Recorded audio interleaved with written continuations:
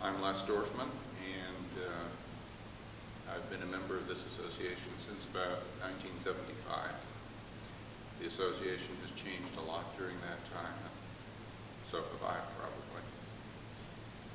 During the 1980s, I had the privilege of serving as chair of some committees and as a board member, and I got to sit on board meetings that were sometimes very exciting. In those days, the issue of the differences between the neurologists and the physiatrists who make up this association were much more on the table. People used to shout at each other at board meetings. The neurologists would shout that electrodiagnostic medicine was the province of neurology, and physiatrists would yell back that they had invented it, and there was a certain amount of hard feelings between the groups. It made for lively and sometimes scary meetings. Since then, I think it's fair to say that external events have become much more important than these internal differences that we have, and this association is a good example of how people from two specialties can work together. The differences are still there, they're not gone, but we're joined together in order to accomplish bigger goals. I had the privilege of serving this organization as secretary-treasurer from about 92 or 93 for a term of 3 years, and then as president in 1997 and 1998.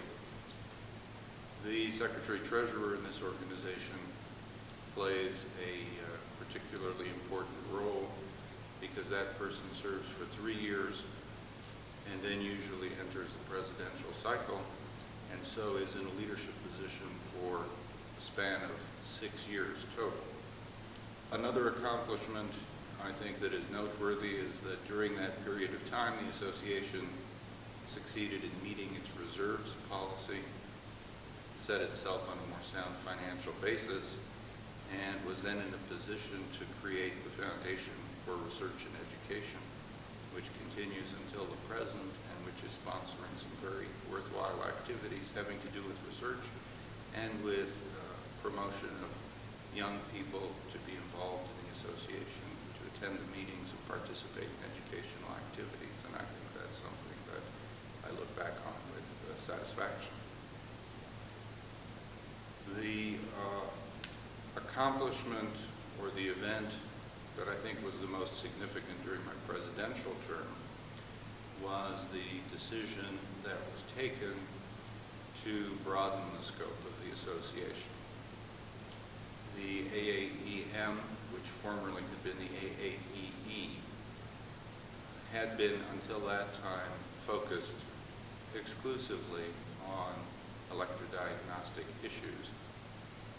When we had sought external recognition for the quality of our certification board, the ABEM, we were criticized by external agencies for being too narrow in our focus and too technique-oriented.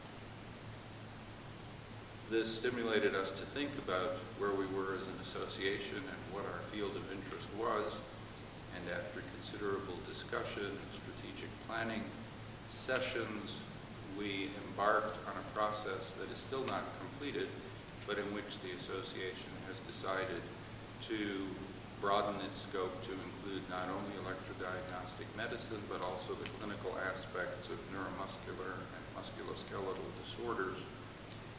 I personally think it's a very important change in direction for the association, and one that will, I hope, allow it to be successful, to recruit members from other disciplines, and to thrive in the coming years.